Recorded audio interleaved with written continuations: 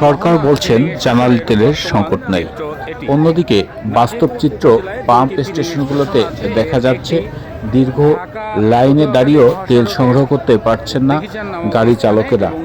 এক্ষেত্রে গ্রামের ফিলিং স্টেশনগুলোও একই দৃশ্য দেখা যাচ্ছে সারা দেশের মতো। আমরা আপনাদের দেখাচ্ছি নাজিরপুর উপজেলার দিঘিজান ফিলিং স্টেশনে। এই স্টেশনে এত ভিড় আগে পরে কখনো দেখা যায়নি। তবে বেশ কিছুদিন ইরান মধ্যপ্রাচ্যে যে যুদ্ধ চলছে আমেরিকা এবং ইসরায়েলের সাথে, এরপর সারা বিশ্বে যে তেলের বাজারের চাহিদার যে প্রভাব পড়েছে সেটিও লক্ষ্য করা যাচ্ছে আমাদের এই গ্রামাঞ্চলও। আজকে আমরা দেখতে এসেছিলাম পিরোজপুরের এই মোহনা ফিলিং স্টেশন। সেখানে এসে আমরা যে বাস্তব চিত্রগুলো দেখলাম সেগুলোই আপনাদের আমরা তুলে দিচ্ছি আমাদের এই ভিডিওর মাধ্যমে। এখান থেকে প্রাথমিক অবস্থায় 300 টাকার তেল দিয়েছিল প্রত্যেক মোটরসাইকেল ড্রাইভারকে, পরবর্তীতে সেখান থেকে কমিয়ে 100 টাকার তেল দেওয়া হয়। এছাড়া নাজিরপুরে আরও একটি ফিলিং স্টেশন আছে, সেখান থেকে মাত্র 100 টাকার তেল দেওয়া হয়।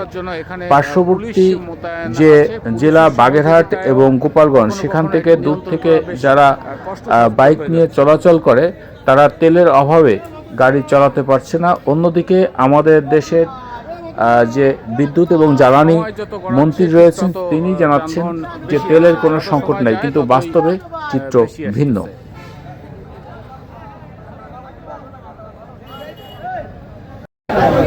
মোহনা ফিলিং স্টেশনের বর্তমান চিত্র এটি।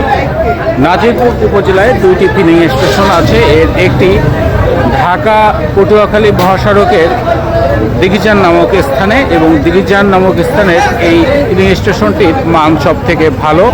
মোহনা ফিলিং স্টেশন, দীর্ঘ মোটরসাইকেলের লাইন, যানজট সৃষ্টি হয়েছে। অন্যদিকে মেইন রোডের উপরে যানজট সৃষ্টি হচ্ছে, বিশেষ করে বাস, ট্রাক, স্থানীয় ছোট ছোট যানবাহন, বিশেষ করে ভটভটি, টমটম, নছিমন, এ সমস্ত প্রচুর পরিমাণের অবস্থা নিয়েছে।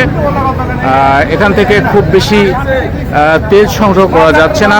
এখান থেকে মাত্র 8 কিলোমিটার সামনে আরেকটি ফিলিং স্টেশন আছে। দুঃখিত, এখান থেকে মাত্র 6 কিলোমিটার সামনে আরেকটি ফিলিং স্টেশন আছে।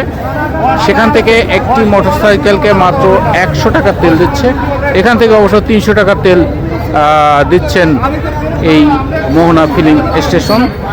প্রচুর, সারাদিনের চিত্রই ঠিক এরকম। সারাদিন প্রচুর পরিমাণের তেল যাচ্ছে এখান থেকে, মানুষ ভিড় করছে আশেপাশের সমস্ত অঞ্চল থেকে। এবং এই ধারা নিয়ন্ত্রণ করার জন্য এখানে পুলিশ মোতায়েন আছে। পুলিশের সহযোগিতায়ও কখনো কখনো এটি নিয়ন্ত্রণ করা বেশ কষ্টসাধ্য হয়ে যাচ্ছে।